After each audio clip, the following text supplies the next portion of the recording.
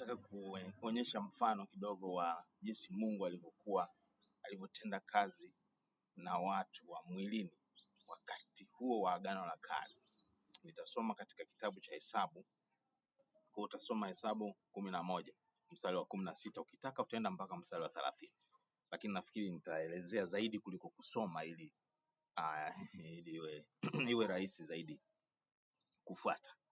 Kwa hiyo kidogo nianze mstari wa 16. Anasema, kisha Bwana akamwambia Musa, nikusanyie watu 70 miongoni mwa wazee wa Israeli ambao wewe wawajua kuwa ndio wazee wa watu hawa na maakida juu yao, ukawalete hata hema ya kukutania, wasimame huko pamoja nawe. Nami nitashuka niseme nawe huko, nami nitatwaa sehemu ya roho iliyo juu yako na kuiweka juu yao, nao watachukua mizigo wa watu hawa pamoja nawe, ili usichukue wewe peke yako. Sasa wewe soma mpaka mstari wa 30. Hapo ni kuonyesha kwamba kumbe Musa, unajua wakati wote Musa haikuwahi kuonyeshwa kwamba Musa alikuwa amejazwa na Roho Mtakatifu. Mbona ajabu sasa hiyo, Musa ajazwa na Roho Mtakatifu vipi? Musa alikuwa amejazwa na Roho Mtakatifu. Alikuwa na roho juu yake ambayo ni Mungu, alikuwa na Mungu juu yake. Kwa jinsi Musa alivyokuwa anaenenda, ule mwili ule ulikuwa hauwezi chochote. Yale mambo aliyofanya Musa, kufunga siku 40, actually siku 80. Halafu hapo kuna jamaa mwingine naye anaitwa Yoshua, naye alikuwepo. Maana Musa alivyokuwa kule mlimani, kumbe alikuwa na Yoshua siku zote hizo, siku zile 40 za kwanza. Lakini aliweza kufunga siku 40 bila kula wala kunywa. Alikuwa na roho wa Mungu, yaani alikuwa na Mungu juu yake. Hii ni kitu cha kwanza cha kukitambua hapa. Anasema, nami nitachukua roho, sehemu ya roho iliyo juu yako. Musa alikuwa na roho juu yake. Hatujawahi kuona mahali pengine kabla ya hapa panapoonyesha kwamba Musa alikuwa na roho juu yake. Haijaonyesha huko nyuma. Kwa hiyo Roho Mtakatifu, Musa alikuwa amejazwa na Roho Mtakatifu. Kwa hiyo yote alikuwa anayafanya Musa, nafikiri alikuwa hajui. Sasa hiyo ni shida, kwa sababu Musa alikuwa haneni kwa lugha mpya. Alijazwa na Roho Mtakatifu, lakini alikuwa limited in terms of zile karama za Roho Mtakatifu. Kwa Musa kulikuwa na limitation. Alikuwa haneni kwa lugha mpya. Alikuwa anazungumza na Mungu moja kwa moja. Alikuwa hafasiri lugha. Alikuwa haombi katika roho. Unaona, alikuwa transcend, akawa katika roho all the time. Mimi nilijazwa na Roho Mtakatifu, nina benefit hiyo sasa. Sasa hivi mimi naweza kutranscend, yani kutoka katika hali ya mwili nikaenda katika hali ya roho, nikiwa katika mwili, kwa kunena kwa lugha mpya na kuomba kupewa kufasiri. Hizo ni karama, yani those are the tools that God released. Aliziachilia baada ya Yesu kuja. Musa hakuwa ananena kwa lugha mpya, lakini alikuwa na Roho Mtakatifu juu yake. Katika Agano la Kale kuna watu walinena kwa lugha mpya. Sauli, yule mfalme wa kwanza wa Israeli, alinena kwa lugha mpya. Wanaposema alitabiri, maana yake alinena kwa lugha mpya. Alikuwa anatabiri. Na wanafunzi, na Samueli alikuwa anatabiri, na wanafunzi wa Samueli wa unabii walikuwa wanatabiri pamoja naye. Wananena kwa lugha mpya. Kama unanibishia, itabidi ufanye utafiti wa kutosha kubishia hilo kwamba sio kunena kwa lugha mpya. Kwa hiyo hapa nataka nikuonyeshe kwamba kwa hiyo toka enzi za kale huko Mungu ametenda kazi kwa the same formula, isipokuwa hii manifestation yake sasa imekwenda ikiongezeka sasa, kwa sababu sasa amejimanifest jumla. Yani baada ya Yesu kuja hapa duniani, yani the entire everything that God wanted to reveal can be revealed to you if you want. anaweza anajifunua kwako na karama na vipawa na utendaji na nguvu na ishara na matendo ya makuu na maajabu, wewe ukitaka, wewe ukiwa tayari. Okay, naendelea na hii habari hapa, kwa sababu baada ya hapo sasa Musa akaenda akawatafuta wale wazee 70. Wale wazee 70 walivyopatikana, wakatakaswa kwa siku kadhaa, wakaenda mbele za Mungu. Sasa hawakwenda 70, walikwenda 68. Walivyokwenda kule, Mungu akachukua ile roho iliyokuwa juu ya Musa, sehemu ya roho iliyokuwa juu ya Musa, akawawekea wale watu wengine. Ina maana Roho Mtakatifu akawajaza, na wale watu 68 wakajazwa na Roho Mtakatifu pale. Walijazwa na Roho Mtakatifu. Sasa hawakuonyeshwa kama walikuwa na tabiri, bali walikuwa endowed with some power. Walikuwa hapa, alichotaka Mungu, alitaka waweze kubeba mzigo wa kuwaongoza Israel. Kwa ile tu kazi ya kuwaongoza Israel, kusimamia, kutatua matatizo yao, kuwashauri, kusikiliza na kuwajibu, kuwapatia solution, kuwapatia majibu ya maswali yao. Walihitaji a piece of God, so to say, sehemu ya Mungu. Walihitaji roho wa Mungu aweze kuwasaidia kufanya hivyo. Ndicho anachokifanya hapa. Mungu akawawekea roho yake iliyokuwa juu ya Musa peke yake, akaiweka kwa hawa watu wengine. Then kuna kitu cha kufurahisha hapa, labda niende huko karibia na mwisho, mstari wa 30. Mstari wa 30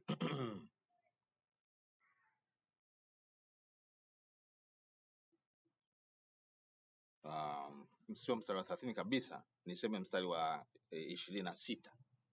Ndio maana nilikwambia ni 68 waliokwenda pale. Anasema, lakini watu wawili walisalia kambini, jina la mmoja aliitwa Eldad na jina la pili aliitwa Medad, na roho ile ikawashukia, nao walikuwa miongoni mwao walioandikwa, lakini walikuwa hawakutoka kwenda hemani, nao wakatabiri kambini.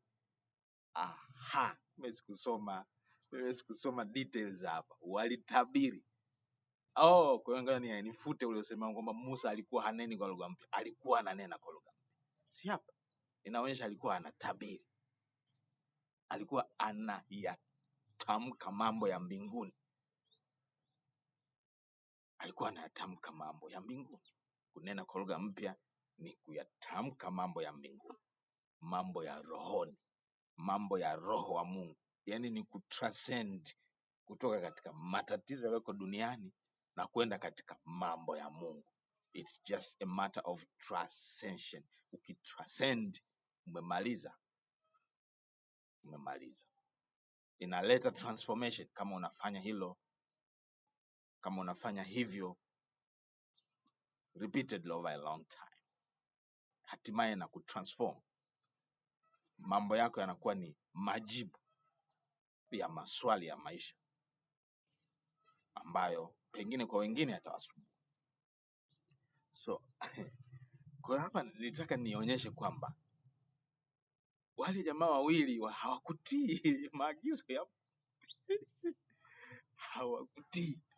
Musa akasema John sabini. Maana siku hizi anapambana na watu. Unaweza kukuta umemwambia mtu kitu, hajafuata tu. Omba, haombi. Fanya hiki, soma, hasomi. Mungu Bwana, since then, yani anaonyesha wakati ule kwamba he did not mind. Yani hivi ni vitu vidogo sana kwake. Wakiwa huko kambini, walifanya nini? Walionyesha kwamba wamejazwa na Roho Mtakatifu. Kwa hiyo sasa, ngoja nitafute mahali pengine ambapo anaonyesha wale jamaa walitabiri wale. Ngoja okay, mstari wa 20 na ngapi hapa?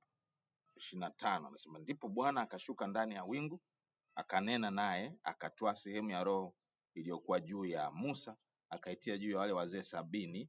Ikawa roho hiyo ilipowashukia wakatabiri. lakini hawakufanya hivyo tena. Okay, nimerudi tena kwenye statement yangu ya kwanza. Kwa hiyo walinena kwa lugha mpya pale mara moja tu. After that wakaacha. Why? Kwa sababu you need to now continue. Wewe ndo unatakiwa kuendelea kuchochea ile karama ulioipokea. That presence needs to be driven now from you, kuchochea. Umeshapewa. Mungu alishawapa wale. Aliwapa, that is a gift, aliwapa. Hakuondoka nayo. Roho Mtakatifu alishawashukia. Walishakuwa na huyo Roho Mtakatifu. Lakini nataka nisisitize kwa Musa sasa. Unajua Musa naye alikuwa na huyo Roho Mtakatifu siku zote. It means alikuwa na hiyo power, siku zote. He had the power to overcome every single day, kama vile mimi nilivyo nayo siku zote. Lakini I am overcome more often than not. Yani ninashindwa mara nyingi sana, kwa overwhelmed na mazingira ya dunia. Mara simlaumu Musa, kwa sababu na mimi pia napitia vitu kama hivyo, na wewe pia unaweza ukapitia vitu kama hivyo. Kwa hiyo Musa, pamoja na kuwa alikuwa amejazwa na Roho Mtakatifu, hakuwa anatumia, hakuwa ana apply ile nguvu aliyokuwa nayo ambayo Mungu alikwisha kuiendow ndani yake. The gift of the Holy Spirit alikuwa nayo, that enabled him and the rest of those people to speak in tongues and prophesy. Speaking in tongues is prophecy. That gift ilikuwa dormant ndani mwao. It was silent. It was quiet. And therefore they never activated it to apply. Musa alipokutana na shida za Waisraeli wanalalamika, he did not initiate that gift. That was over him. Roho Mtakatifu alikuwa juu yake. Hakuinitiate ile gift. Hakuwa na huu ufahamu. Hakuwa na huo ufunuo. He did not have the full revelation of Roho Mtakatifu aliyekuwa juu yake. Lakini Mungu hakuwa amemwacha peke yake. Pamoja na kuwa alikuwa pamoja naye kwa namna hiyo katika mwili, lakini pia alikuwa anajireveal, anaongea naye mara kwa mara. Alikuwa anaongea naye kwa inaitwa audible voice, yani kwa sauti kabisa inayosikika hivi. Ni kitu ambacho Mungu hapendi kukifanya, kwa sababu anapenda tuenende kwa imani. Sasa now that faith which now was released to Moses, he did not apply it because he hakuwa na revelation ya kwamba ameshajazwa na Roho Mtakatifu, na kwamba siku zote yuko na Roho Mtakatifu. Remember, hapa kabla hii ni 11 nimesoma. Ukisoma kuanzia mstari wa kwanza unakuta Musa, Hesabu 11, watu walikuwa wanamsumbua Musa. Ngoja nikusomee mstari wa kwanza amekuonyesha. Kisha hao watu walikuwa kama wanung'unikao, wakinena maovu masikioni pa Bwana. Bwana aliposikia hayo, hasira zake zikawaka, na moto wa Bwana ukawaka kati yao, ukateketeza katika mipaka mwisho wa marago. Okay, kuna kabla ya hapo. Baada ya hapo Mungu akawateketeza, and then later on Musa akaanza kumwambia, why have you left me alone with these people? Kwa nini umeniachia watu peke yangu? Kama vile mimi ndio niliowazaa. Kama vipi uniulie mbali? As if Mungu alimwacha Musa peke yake afanye mambo yote aliyokuwa anayafanya kwa nguvu zake mwenyewe tu, which is not the case.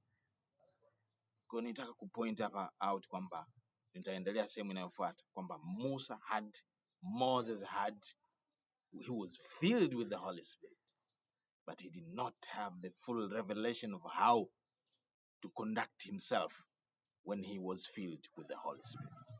The other gifts were not revealed to him. Tuendelee sehemu inayofuata.